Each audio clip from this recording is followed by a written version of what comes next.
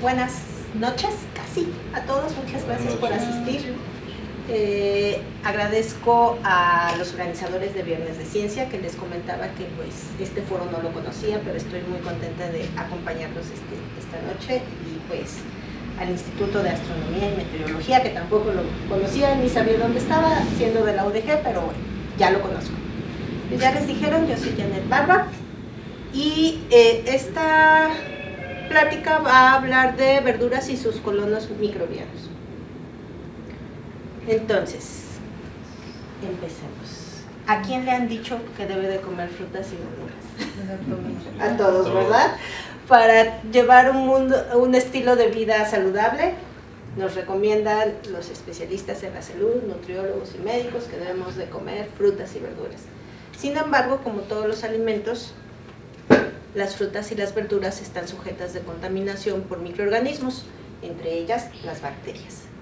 Dentro de estas bacterias podemos encontrar bacterias no patógenas, es decir, que no causan daño, como lo son Escherichia coli, que es habitante frecuente del intestino, y que tenemos muchas bacterias en el intestino, o los lactobacilos, que son los que utilizamos para producir algunos tipos de alimentos, como es el yogur.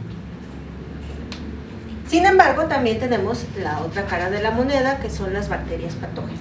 Entre las bacterias patógenas, las más frecuentes y las más estudiadas en alimentos son Shigella flexneri, Listeria monocytogenes, Salmonella enterica y algunas variedades de Escherichia coli que conocemos como patógenas o patotipos. ¿Y cómo llegan estas bacterias, tanto patógenas como no patógenas, a los alimentos? Principalmente por el agua de riego, sobre todo cuando esta agua no está tratada debidamente, o los alimentos se riegan con aguas negras, que también es algo que suele pasar.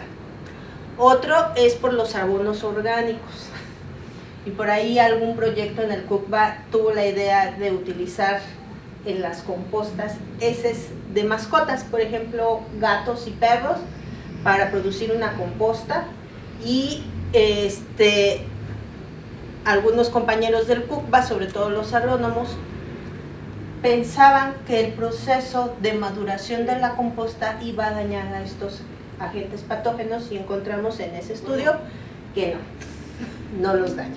Entonces, está bien hacer una composta como para utilizar todos los elementos orgánicos que producimos en las casas, pero si vamos a utilizar materia fecal como la de las mascotas, está bien para las plantas ornamentales, no está bien para las plantas que nos vamos a consumir, porque van a tener bacterias.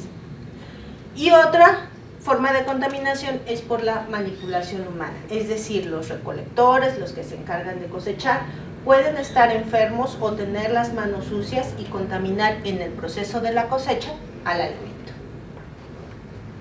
En nuestras casas, ¿cómo los contaminamos? Pues obviamente cuando tocamos a los alimentos con manos sucias, es decir, porque acá agarramos una superficie, o por lo clásico, ¿no? Vamos al baño, no nos lavamos las manos, o nos lavamos de manera inadecuada las manos y nos vamos a comer, y entonces así contaminamos nuestros alimentos con las bacterias o los microorganismos en general. Otra forma de contaminación es por el uso de superficies, y ahí el top 10 se lo lleva la tabla de picar. Sobre todo las tablas de picar de algún material que es sujeto de ralladura, por ejemplo la madera. ¿Por qué? Porque conforme vamos cortando, vamos haciendo pequeñas aberturas en la superficie de la madera, y ahí en esas aberturas se van a ir incrustando estos microorganismos, que no importa cuántas veces lavemos, van a seguir ahí y van a contaminar a todos los alimentos que nosotros procesemos ahí. Otra forma de contaminarlos es cuando mezclamos en la misma superficie de corte alimentos de origen vegetal y alimentos de origen animal.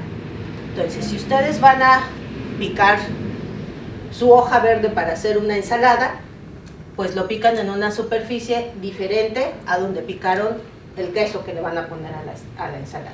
Entonces, se recomiendan, por ejemplo, los platos de loza, son buenos para picar y no provocar estas rayaduras sobre las superficies de corte. Otra forma de contaminarlos es por un almacenamiento inadecuado, y esto sucede muy frecuente en el refrigerador. ¿Quiénes de ustedes separan las cosas en el refrigerador? Hasta arriba van los alimentos de origen animal, que son sujetos de contaminación y deterioro más rápidamente que los de origen vegetal. Los de origen vegetal van generalmente hasta abajo, que son sujetos de deterioro por frío, o sea, muy frío, les hace daño a las verduras y a los vegetales y puede provocar algunas pérdida de características que ustedes seguramente conocen, ¿no? Como que la hojita de la lechuga se está marchitando, ¿no? Entonces esos van abajo y arriba van los de origen animal. Cuando en el refrigerador mezclamos alimentos de origen vegetal con los alimentos de origen animal, pues también son sujetos de contaminación. Lo preferible es que estén separados por algo físico, un contenedor, un topper, una bolsita, algo que los pueda separar para que no estén en contacto mutuamente. ¿Y qué producen estos microorganismos en los alimentos? Pues algo que nosotros ya conocemos, deterioro, es decir, que se echan a perder los alimentos. Y cuando estos alimentos son contaminados por hongos, también muy frecuentes en los refrigeradores, pues observamos en el alimento pues características de la formación de micelios muy bonitos y coloridos, ¿no?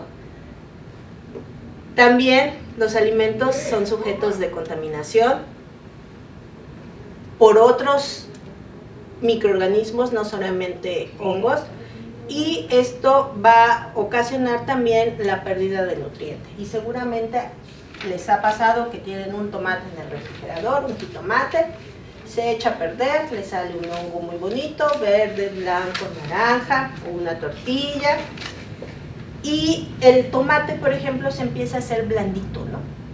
Entonces eso indica ya deterioro y una pérdida de nutrientes. ¿Y por qué es importante cuidar la inocuidad de los vegetales? Porque estos se pueden contaminar de muchas formas. Habíamos platicado que el agua de riego es algo que debemos de cuidar cuando estamos en un cultivo. ¿Por qué? Porque si esta agua de riego viene contaminada, pues cae al suelo, llega a la raíz y los microorganismos son capaces de colonizar las raíces e incluso internalizarse en la raíz para llegar al tallo de la planta, donde hay muchas sustancias nutritivas como la savia, el xilema, el floema, y este tallo o esta savia le va a permitir a los microorganismos pues alcanzar otros tejidos de los vegetales, como son las hojas, las flores e inclusive los frutos. Otra forma, ya hablando de frutos, es que los frutos tienen daños físicos a veces imperceptibles, que pueden ser ocasionados, por ejemplo, por las aves o las moscas, etcétera, y eso va a provocar que si llueve o se riega con agua contaminada, los microorganismos entren por estos daños. También poseen poros o incluso cicatrices naturales al momento del corte. Estamos hablando, por ejemplo, de un tomate o un limón que nos va a provocar o vamos a tener la cicatriz natural del corte. Otra característica es que estas plantas tienen estas estructuras que se llaman estomas.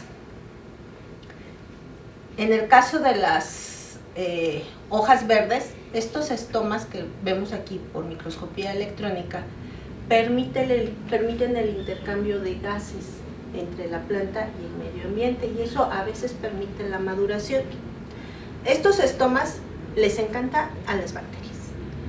Las bacterias colonizan alrededor del estoma, de alguna manera yo creo que sensan este intercambio de gases, y al momento de que se abre el estoma, las bacterias pueden internalizarse en los tejidos tejidos vegetales, o sea, llegan al interior, no solamente se quedan en la superficie, sino que llegan al interior.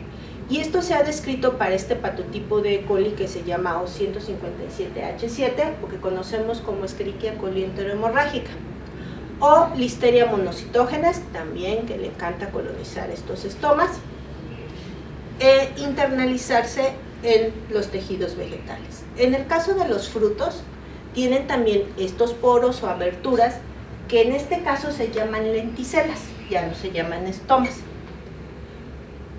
Y también a las bacterias como Salmonella entérica les encanta colonizar no solamente la superficie, sino también la cicatriz del pedúnculo, que es esta cicatriz natural. Y al llevarse a cabo esta apertura de las lenticelas, que permite el intercambio de gases nuevamente e incluso la maduración del fruto. Y seguramente ustedes han comprado un tomatito más o menos verde para que llegue, no se echa a perder, y conforme pasa el tiempo se vuelve rojo. Esto es por este intercambio de gases y permite la maduración de los frutos. Sin embargo, si el tomate está contaminado, este intercambio de gases va a permitir que las bacterias proliferen en la superficie y también se internalicen en el fruto. Además, el hecho de que las bacterias pueden proliferar sobre las superficies de los alimentos permiten la formación de estas estructuras que conocemos como biopelículas. Las biopelículas se forman primero con la adhesión de las bacterias, y estas bacterias adheridas empiezan a secretar una serie de proteínas especializadas que permiten la formación de una matriz extracelular. Esta matriz extracelular es similar a una gelatina y va a permitir que se adhieran otras bacterias, que pueden ser del mismo tipo o de un tipo diferente. Entonces, esta materia extracelular y este cúmulo de bacterias sobre la superficie le van a permitir a las bacterias sobrevivir a algunas condiciones extremas, sobre todo físicas. Posteriormente, cuando la biopelícula ya está madura y está mejor formada, puede permitir la liberación de bacterias ya con cierta información que permite el establecimiento de las biopelículas en otra superficie, cercana o lejana del vegetal. En hojas, por ejemplo, en estas superficies artificiales de polidimetilsiloxano, se ha encontrado que la formación de biopelículas por bacterias patógenas prefiere el anverso de la hoja, es decir, donde no les da el sol, que la superficie, y además se adhieren más fuertemente a hojas que tienen una longevidad más grande que aquellas más jóvenes. Por ejemplo, la espinaca. ¿Han visto la espinaca grande, bonita, verde, hojas frondosas? Esa es más longeva y por lo tanto más susceptible de tener biopelículas en su estructura que las espinacas más jóvenes y que conocemos como espinaca baby, ¿no? Que es más chiquita y demás. Pero no solamente pasa en las hojas, también pasa en los frutos. La formación de biopelículas se ha estudiado para Listeria monocitógenes en superficies rugosas como la del melón, pero también en aguacate. De tal manera que cuando nosotros cortamos, puede ser que la parte interna de la fruta no esté contaminada, pero si están estas biopelículas en su superficie, al momento de cortar vamos a contaminar la parte de la pulpa de la fruta. Para otros vegetales de hoja como la col o el cebollín, también se han descrito formación de biopelículas por Helicobacter pylori. ¿Alguien ha escuchado hablar de Helicobacter pylori? ¿Sí? Sí. ¿Qué causa Helicobacter pylori? Gastritis, sí, pues sí, es uno de los agentes causales de la gastritis.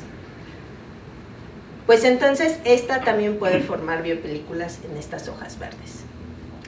Y además les había comentado que las biopelículas permiten reclutar bacterias del mismo tipo o de diferente tipo, es decir, una especie u otra. Y por ejemplo, se ha descrito la interacción en las biopelículas de esta bacteria que se llama Ralstonia insidiosa, que si bien no es un agente patógeno, sirve como puente a Escherichia coli o 157 para formar biofilms con otras bacterias como son Listeria monocytogenes. Entonces, esto quiere decir que las biopelículas permiten una interacción entre especies de bacterias que le van a conferir resistencia a agentes físicos, como por ejemplo la resequedad o el calor, pero también a desinfectantes como el cloro o las gotitas que utilizamos para desinfectar la comida. Pero también, ¿dónde encontramos estas otras bacterias? Bueno, ya más o menos intuimos que los encontramos en estos animales de abasto como son el pollo, los cerdos, las vacas, etc. Pero también las encontramos en animales de compañía. Gatos, perros o los más exóticos, los reptiles, ¿no? También los encontramos en fauna silvestre como son los tigres, los lobos, etc. Y también en esto que conocemos como fauna nociva. Moscas, moscas de frutas, cucarachas, ratas, etc. Todos estos son capaces de transmitir bacterias patógenas a nosotros. Y ya con todo esto ya tienen más o menos una idea de cómo llegan a los humanos, ¿no? Entonces, a los humanos llegan estas bacterias patógenas por convivir con nuestras mascotas, porque las acariciamos, las besamos incluso, nos contaminamos las manos y después se nos antoja una fruta. Y sin lavarnos las manos, pues no las comemos, ¿no? Otra forma es por consumir alimentos contaminados de estos animales de abasto, donde el huevo es uno de los principales alimentos contaminados. La carne, dependiendo, si está bien cocida, no se preocupen, pero si les gustan aquellos cortes término medio, 3/4, es probable que vaya contaminada. También las heces de estos animales, los exóticos o la fauna nociva depositada cerca de un cultivo va a permitir que las bacterias patógenas lleguen a las raíces, de ahí al tallo, hojas, flores, frutos y nos llegan a nosotros. ¿Y qué nos provoca el consumir estas bacterias patógenas? Pues generalmente una intoxicación alimentaria. Y que alce la mano quien no haya tenido una diarrea. ¿No, verdad? Casi todo el mundo hemos experimentado esa bonita experiencia de estar enfermos por una intoxicación alimentaria que generalmente nos provoca fiebre y o diarrea, que es el más frecuente, o vómitos. Todas estas intoxicaciones alimentarias por bacterias como salmonela o alguna toxina de estafilococos o Escherichia coli se resuelven sin mayor problema entre 1 a 3 días y principalmente nada más hay que mantener la hidratación con algún suero y el consumo de lactobacilos de la marca que ustedes prefieran también ayuda porque va a evitar que las bacterias se vayan adhiriendo en nuestro intestino, las bacterias patógenas, y nos ayudan. Sin embargo, estas son intoxicaciones alimentarias cuando pasan de 4 a 5 días, se pueden volver graves. Y ahí sí es recomendable acudir con un médico para que nos dé un tratamiento. ¿Y esto por qué? Porque algunas bacterias patógenas son capaces de internalizarse en nuestras células. Y al estar internalizadas en nuestras células es más difícil de quitar solamente con suero y microbiota. Entonces para eso ya necesitamos un antibiótico y a veces pues de larga duración, ¿no? Los grupos de riesgo pues generalmente son los extremos de la vida, los niños menores o los adultos mayores. Y bueno, ya ustedes más o menos los veo jovencitos, pues seguramente ya han de tener cierta inmunidad con algún tipo de comida que vendan por aquí en la cercanía, ¿no? Pero que a lo mejor un niño o un extranjero o un adulto mayor, pues sí es susceptible de enfermedad si llegan a comer a donde ustedes comen. ¿Y qué hacen las bacterias en nuestro cuerpo? Pues primero se adhieren a nuestras células. Y dependiendo del tipo de bacteria, pues es el tipo de célula y órgano que van a colonizar. Como ustedes me dijeron, el Helicobacter pylori, que es el que provoca la gastritis, se adhiere o tiene preferencia por el estómago, la mucosa del estómago. Eso nos habla de que tiene, o más bien resiste condiciones extremas, ¿no? Como es el pH ácido. Otras bacterias patógenas como Escherichia coli enteropatógena se adhiere a las células del intestino y estas células se conocen como enterocitos. Aquí EPEC va a secretar una proteína que le permite interactuar con otra proteína de la bacteria y realizar estas deformaciones de la actina del enterocito para formar estas estructuras de pedestal. Y a esto nosotros lo conocemos como adherencia íntima. Otras bacterias como Salmonella, que también es una bacteria que tiene tropismo por el enterocito, va a provocar estas deformaciones de la actina del enterocito para producir estas ondulaciones que conocemos como ruffling. Estas ondulaciones va a permitir que Salmonella se internalice en el enterocito. Y de hecho, algunas bacterias como Salmonella, bueno, algunos serotipos como Salmonella typhi van a producir la enfermedad que conocemos como tifoidea. Y esta es una enfermedad que puede llegar a ser grave por el tiempo y los síntomas que causa en el humano. ¿Y cómo se adhieren estas bacterias y translocan este tipo de proteínas? Pues porque las bacterias tienen una serie de elementos de patogenicidad que están, por ejemplo, en su membrana externa, en el caso de algunas bacterias o unas enterobacterias como es el lipopolisacárido, pero también tienen algunos apéndices que le permiten adherirse a las bacterias como son los pilis y las fimbrias. Y también tienen en su cromosoma elementos de patogenicidad que se conocen como islas de patogenicidad que codifican para sistemas especializados de secreción, como ya les había platicado. EPEC transloca una proteína a el enterocito que le funciona de receptor para otra proteína propia de la bacteria y permita la adhesión íntima. Además, hay otras bacterias que poseen plásmidos que pueden tener en estos plásmidos genes que codifican para toxinas, como la toxina Shiga, de Shigella. ¿Y cómo evitamos que las bacterias pues lleguen a los alimentos? Si yo les estoy diciendo que todos los alimentos están contaminados, pues ¿cómo los evitamos? Pues primero desde el campo. Hay que tener buenas prácticas agrícolas para reducir la contaminación. Es decir, que el agua con la que se rieguen los alimentos esté tratada, que carezca de bacterias patógenas en la medida de lo posible. 2, que haya una higiene en el momento de la cosecha, ya sea que las personas que están cosechando los alimentos, muy importante, no estén enfermas. Y 2, que pues tengan alguna barrera entre sus manos que pueden estar contaminadas al momento de recoger los alimentos. Y finalmente, pues la desinfección, sobre todo en las plantas donde deben de tener un proceso de desinfección antes del empacado de los alimentos.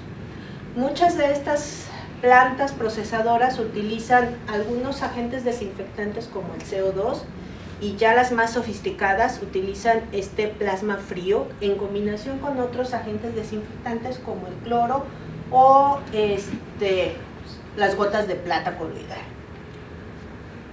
Otras plantas procesadoras le apuestan más a los elementos biológicos, como es el empleo de los lactobacilos. Les había comentado que si ustedes se contaminan con alguna bacteria patógena, pues si no es de un gran cuidado, podemos tomar lactobacilos. Estos van a evitar la adherencia de los patógenos a las superficies de los alimentos por puro proceso de competencia.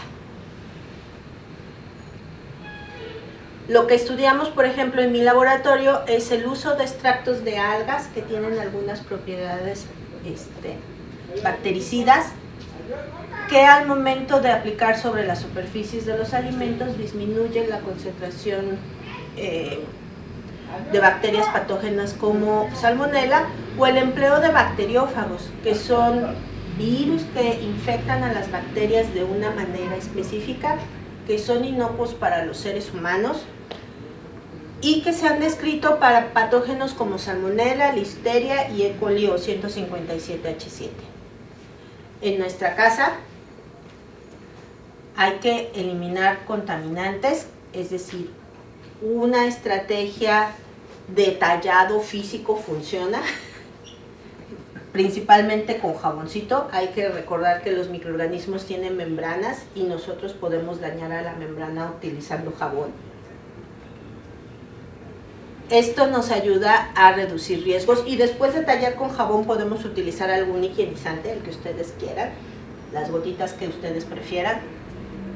Esto nos ayuda a reducir riesgos de intoxicaciones alimentarias y además también nos ayuda a prolongar la frescura de los alimentos. Y bueno, eso es todo. Estoy atenta a sus comentarios o preguntas. Este es mi correo de contacto y recuerden, yo vengo de Cuco.